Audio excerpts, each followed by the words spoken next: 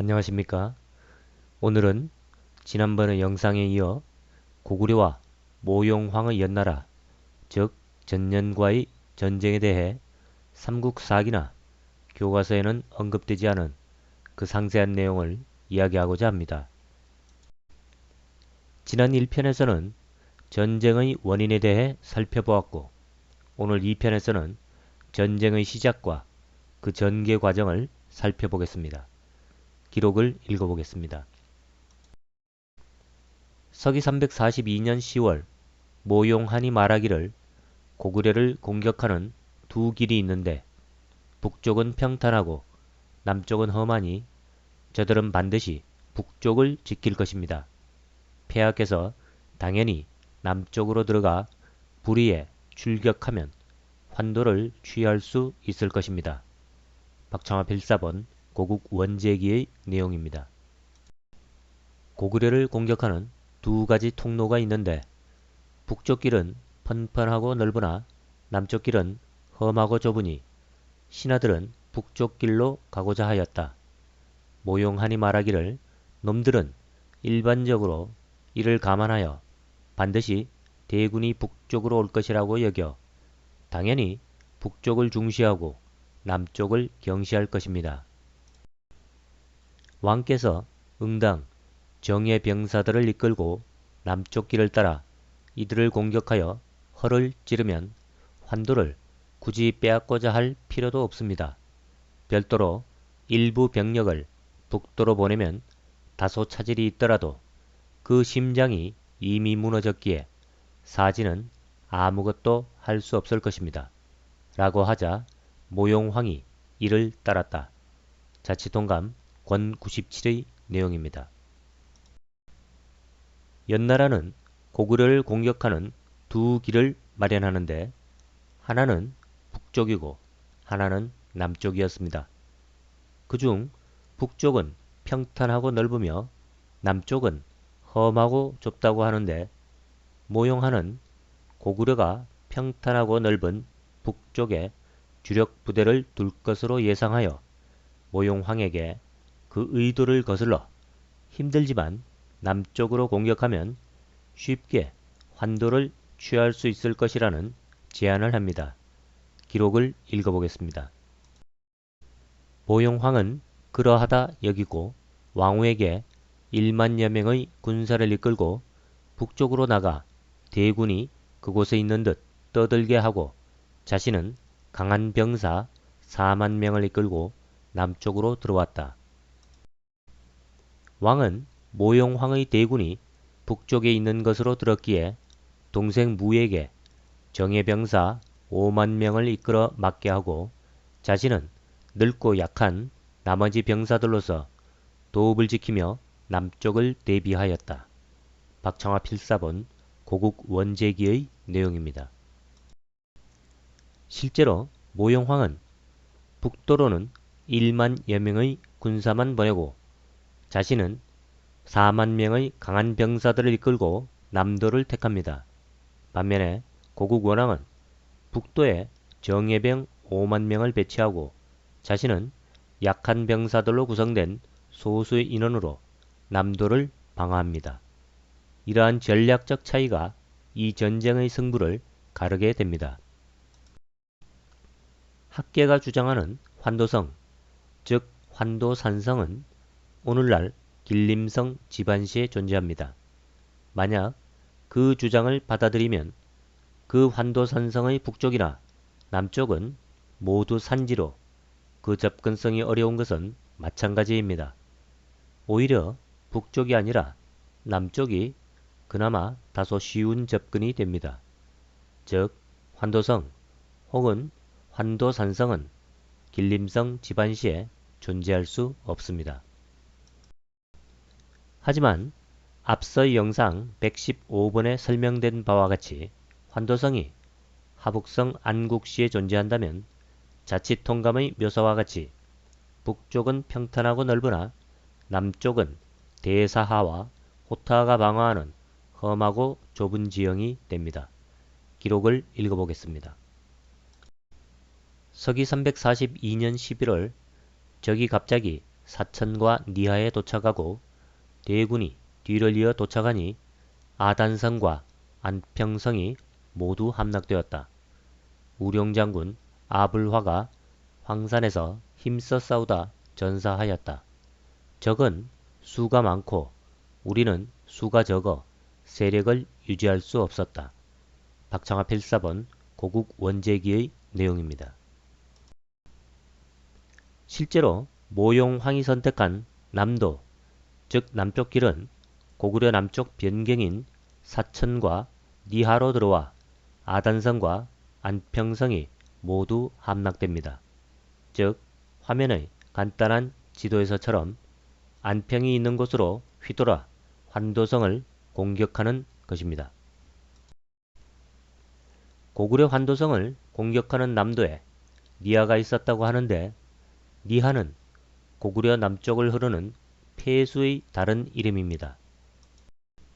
즉 같은 강에 대하여 백제사에서는 폐수라 하였고 신라와 고구려사에서는 니하라고 기록한 것입니다. 기록을 읽어보겠습니다.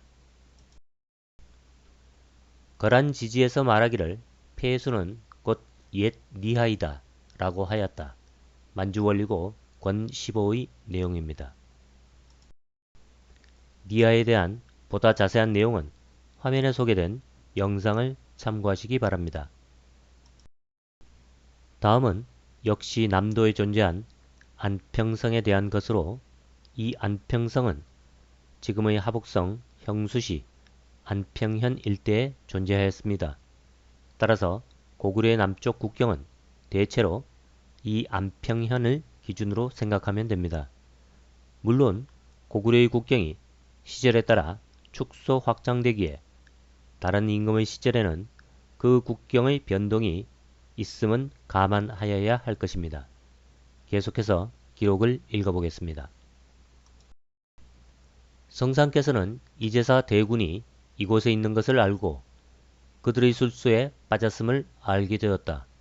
흩어진 병사들을 수습하여 평양으로 가고자 하였으나 적 한수 등이 매우 급히 쫓아오자 숲속에 숨고자 하였다. 박창화 필사본 고국 원제기의 내용입니다. 모용황의 전술에 대한 고구려의 대비가 실패하였음을 인지한 고국 원왕은 환도를 포기하고 평양으로 피신하고자 합니다. 계속해서 기록을 읽어보겠습니다. 해발이 군사를 이끌고 단웅곡으로 들어왔다. 고국 원왕은 환도성이 이미 함락되고 태우께서 생포된 소식을 듣고 통곡하자 주위에서 위로하기를 북군이 왕후를 없애고 구하러 오고 있으니 적들은 편안하지 못할 것입니다. 폐하께서는 여유를 갖고 사직을 보존하셔야 합니다. 박창화 필사본 고국 원제기의 내용입니다. 왕이 직접 우림군을 이끌고 우형과 심 등과 함께 모용한의 부대를 막으려 하였으나 부대들이 모두 패퇴하며 위급함을 알렸다. 왕은 어찌할 겨를도 없이 돌아가지 못하고 좁은 길을 통해 평양으로 달아났다. 적장 한수와 오성이 빠른 기병으로 그를 추격하자 우림 낭장 마흠이 힘을 다해 싸우다 죽었다. 박창화 필사본 고국 원왕기의 내용입니다.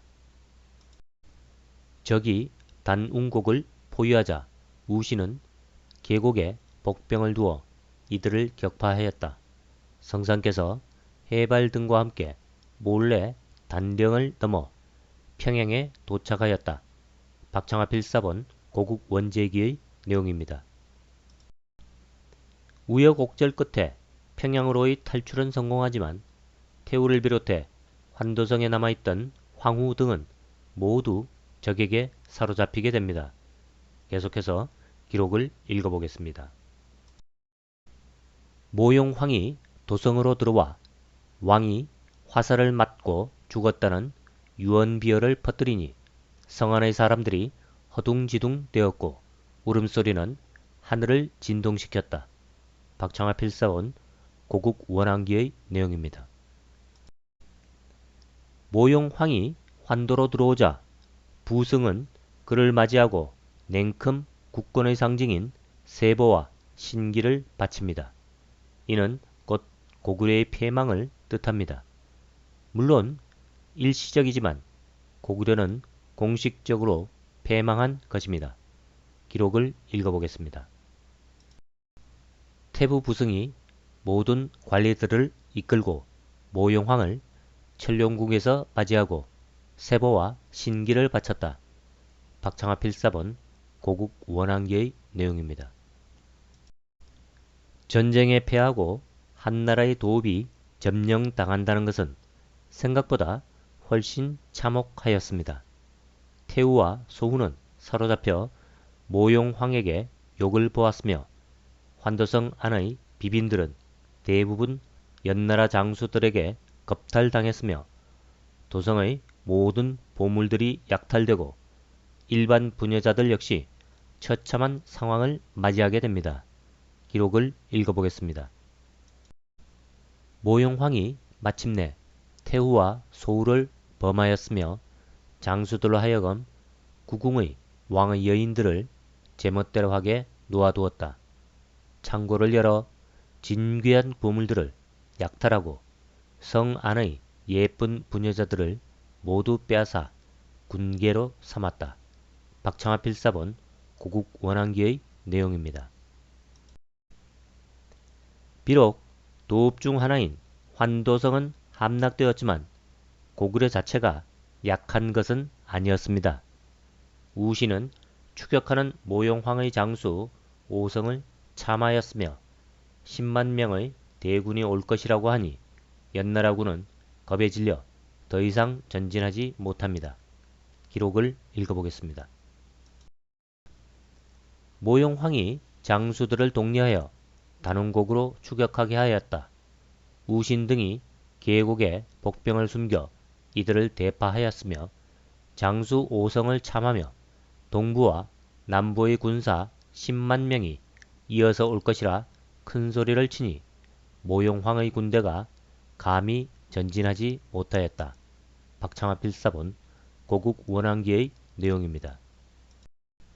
그리고 마침내 북도를 방어하던 고구려의 정예군이자 대군이 모용황이 있는 환도로 달려내려오자 모용황은 당황하여 고국 원왕에게 항복을 재촉하지만 전세의 역전을 확인한 고국 원왕은 이를 거부합니다.